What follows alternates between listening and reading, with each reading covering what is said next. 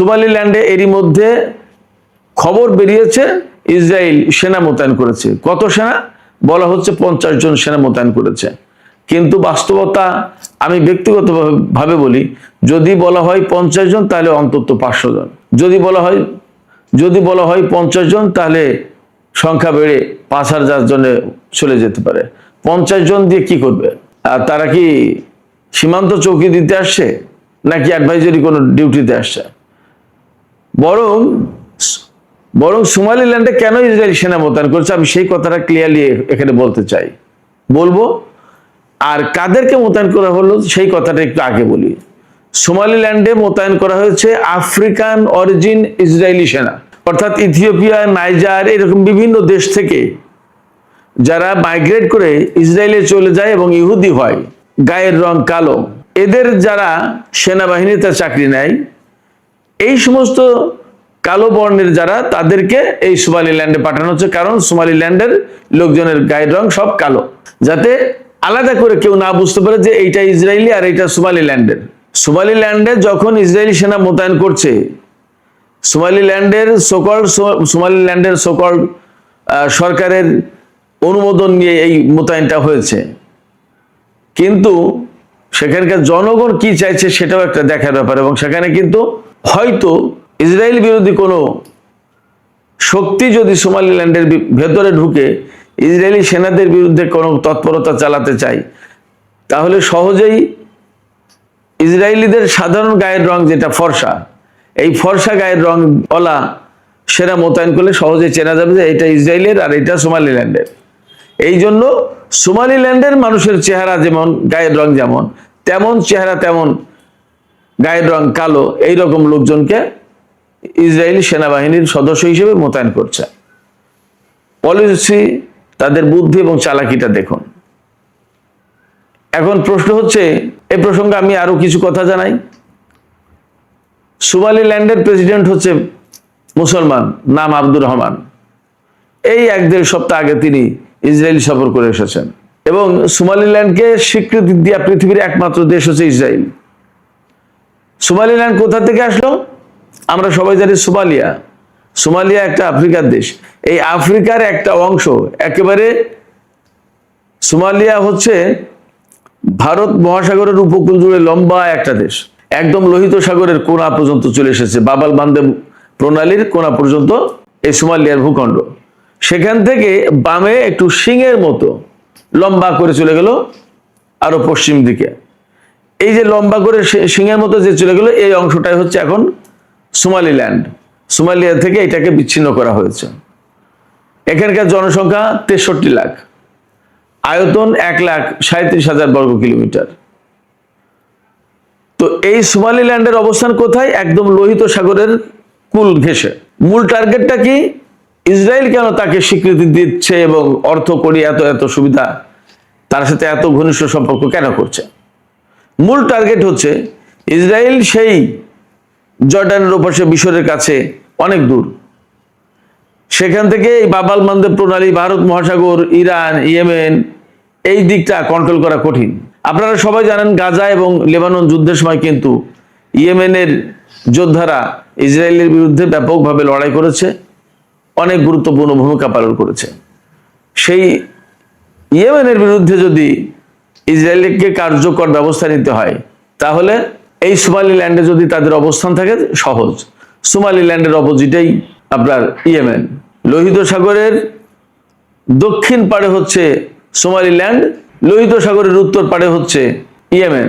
তো এই বাবাল মান্দেব প্রণালী, ভারত মহাসাগর, লোহিত সাগর, এগুলো খুবই গুরুত্বপূর্ণ মধ্যপ্রাচ্যের যে ভূ রাজনীতি এবং চলমান সংঘাত তাতে। হরমুজ প্রণালী যেমন বন্ধ করে দিলে বিশ্বের তেল প্রবাহ বন্ধ হয়ে যায়, বিশ্বের গুরুত্বপূর্ণ বাণিজ্য বন্ধ হয়ে যায়, তেমনি বাবাল মান্দেব প্রণালী বন্ধ করে দিলে ভারত মহাসাগরে আসা, সুয়েজ খাল থেকে লোহিত সাগরে ভারত মহাসাগরে আসা খুব কঠিন। আবার ভারত মহাসাগর থেকে বাবাল মান্দেব প্রণালী হয়ে লোহিত সাগর হয়ে সুয়েজ খাল দিয়ে আটলান্টিক মহাসাগরে যাওয়া কঠিন।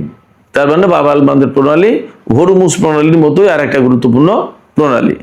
এই প্রণালীর গুরুত্বপূর্ণ কন্ট্রোল হচ্ছে আপনার ইয়েমেনের হুতিদের হাতে। হরমুজ প্রণালী ইরানের হাতে, বাবাল মান্দেব প্রণালী হুতিদের হাতে। কার্যত দুটো ইরানের কন্ট্রোলে। এই জায়গা থেকে বাবাল বান্ধে প্রণালীকে, লোহিত সাগরকে মুক্ত রাখার জন্য ইসরায়েল সোমালিল্যান্ডে সেনা মোতায়েন করলো। মূল টার্গেট হচ্ছে এটা। এছাড়া ইরানের সাথে যে সংঘর্ষ, সেই সময় কিন্তু সোমালিল্যান্ডের বিমান ঘাঁটি, সেনা ঘাঁটি ব্যবহার করেছে ইসরায়েল।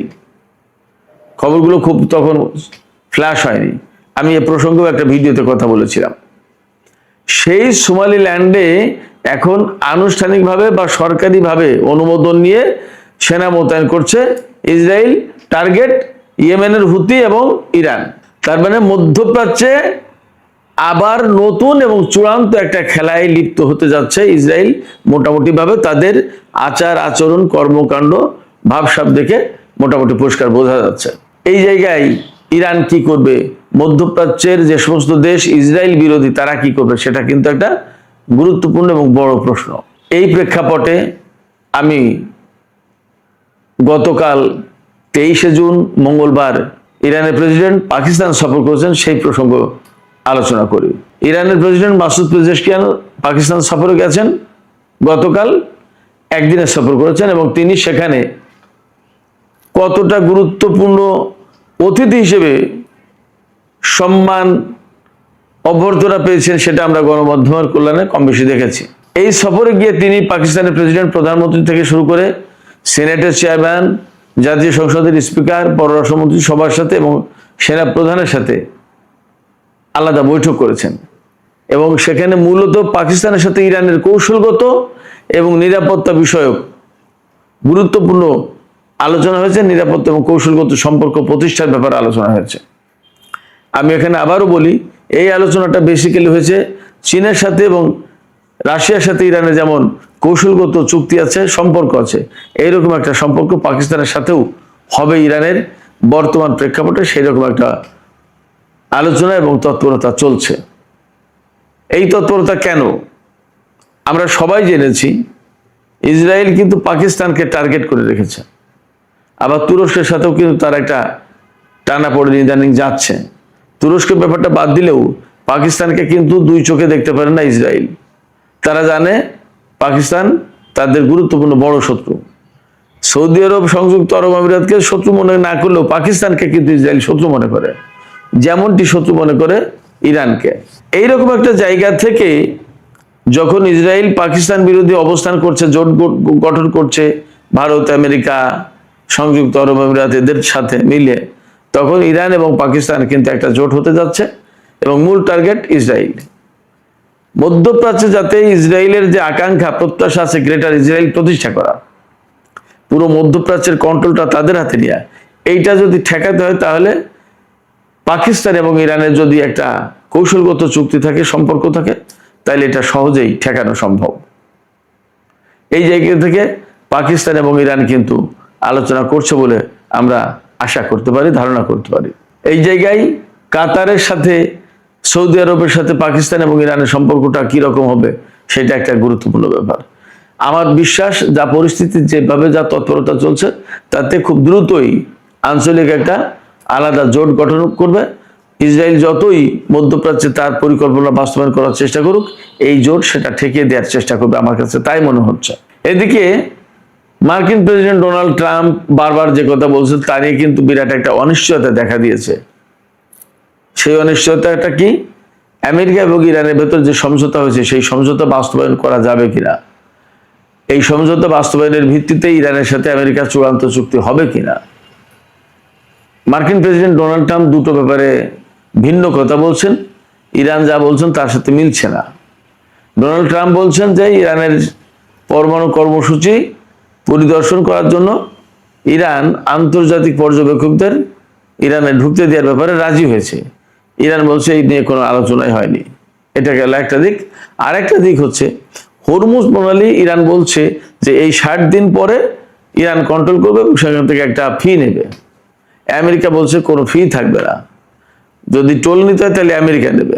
যাই হোক, তো অথচ গতকাল ইরানের প্রতিনিধি দল, স্পিকার বাকের কলিবাব এবং পররাষ্ট্রমন্ত্রী আব্বাস আরাকচি সহ বেশ কিছু কর্মকর্তা, ইরানি কর্মকর্তা ওমান সফর করেছেন এবং ওমানের সুলতানের সাথে, ওমানের পররাষ্ট্রমন্ত্রীর সাথে তাদের বৈঠক হয়েছে। বৈঠকের পর যৌথ বিবৃতি দেওয়া হয়েছে। বিবৃতিতে এই হরমুজ প্রণালী কিভাবে কন্ট্রোল করবে, কিভাবে কি করা হবে না হবে, এই সম্পর্কে বেশ কিছু বিষয় তথ্য তুলে ধরা হয়েছে যৌথ বিবৃতিতে সংবাদ সম্মেলনে। সেখানে বলা হয়েছে যে ইরান এবং ওমান এই হরমুজ প্রণালী কন্ট্রোল করবে। এই কন্ট্রোল করার ক্ষেত্রে কি কি করবে এই ব্যাপারে তাদের ভিতরে আলোচনা হয়েছে এবং তারা একমত হয়েছে অনেক কিছুতে। কেমন? তাহলে ডোনাল্ড ট্রাম্প বলছে যে এটা কন্ট্রোল ইরানে থাকবে না, একদম আগের মতো মুক্ত থাকবে, আর ইরান ওমান বলছে যে না, তারা কন্ট্রোল করবে। তাহলে তো দুই পক্ষের কথা দুই রকম হলো। আসলে বাস্তবতা কি, এবং এই ঘটনায় কি দুই পক্ষের ভেতরে আবার ফাটল ধরবে এবং চুক্তি এবং সমঝোতা কি ভেঙে যাবে, এই প্রশ্ন কিন্তু আসছে। সুপ্রিয় দর্শক, শেষ পর্যায়ে একটা গুরুত্বপূর্ণ বিষয় নিয়ে আলোচনা করি, বেশ ইন্টারেস্টিং বটে। আমরা সবাই জানি এই যে গত 40 দিনে যে যুদ্ধটা হয়ে গেল, এই যুদ্ধের সময় ইরানের ভেতরে, ইরানের খুজেস্তান প্রদেশে একটা মার্কিন F-15 যুদ্ধ বিমান বিধ্বস্ত হয়েছিল। এই যুদ্ধ বিমানের পাইলটকে উদ্ধারের নামে অনেক ঘটনা ঘটেছে। ওই যুদ্ধ বিমানে একজন পাইলট এবং একজন গানম্যান ছিল। গানম্যান মানে ওয়েপন অফিসার। তো পাইলটকে উদ্ধার করা হয়েছে বলছে, আমেরিকা দাবি করছে, আসলে তাকে কোনোদিন এই পর্যন্ত দেখায়নি, কোনো কিছু না। এখন খবর এসেছে যে সেই পাইলট নাকি বলেছেন যে বিমান বিধ্বস্ত হওয়ার আগে তিনি জেলিফিশের মতো ড্রোন দেখেছিলেন। ইরান যে ড্রোন পাঠিয়েছে সেই ড্রোন জেলিফিশের মতো এরকম করতে করতে করতে করতে আসে। সেই ড্রোন পাইলট বলছেন যে একটা বড় ড্রোন দেখছি, তার সাথে তার নিচে অনেকগুলো ড্রোন, ছোট ছোট ড্রোন ঝুলেছিল এবং পায়ের মধ্যে দেখা ছিল, মনে হচ্ছিল জেলিফিশের পা। যাই হোক, এই ঘটনায় মার্কিন গোয়েন্দারা অবাক হয়ে যাচ্ছেন, বিস্মিত হচ্ছেন। তারা বলছেন যে জেলিফিশের মতো ড্রোন কিভাবে সম্ভব, এটা কি দেখলো আমাদের এই পাইলট? নাকি তিনি যুদ্ধ পরিস্থিতিতে বিপদে পড়ে আসলে উল্টাপাল্টা কিছু দেখেছে, ভুল বলছে, এখন একটা কল্পিত কোন চিত্র, ছবি তিনি বর্ণনা করছেন কিনা। আবার গোয়েন্দারা বলছেন এটাও যে এইরকম যদি কোনো ড্রোনের কথা থেকে থাকে, তাহলে আমাদের কাছে তো এইরকম কোনো খবর নেই। ইরানের হাতে কি কি ড্রোন আছে এর খোঁজ খবর তো আমাদের কম বেশি সব আছে, কিন্তু এইরকম নতুন কোনো ড্রোনের খবর তো আমাদের কাছে নেই, তথ্য নেই। তাহলে কি ইরান নতুন কোনো প্রযুক্তি ওই সময় টেস্ট করলো? এই প্রশ্ন আসছে। আসলে কি হয়েছে হয়তো আরো কিছুদিন পরে জানা যাবে। হয়তো ইরানের পক্ষ থেকে এড়িয়ে কোনো বক্তব্য দেওয়া হবে, অথবা ওই পাইলট অথবা আমেরিকার গোয়েন্দারা আরো কিছু বলবেন। আমরা সে পর্যন্ত অপেক্ষা করি। তবে একথা ঠিক যে ড্রোন শিল্পে পৃথিবীতে ইরান যে কতটা এগিয়েছে তা আমরা কম বেশি বুঝতে পারছি। সেক্ষেত্রে ইরানের ড্রোন শিল্প আমেরিকার জন্য, ইসরায়েলের জন্য একটা বড় আতঙ্কের কারণ হয়ে উঠেছে, তাতে কোনো সন্দেহ নেই।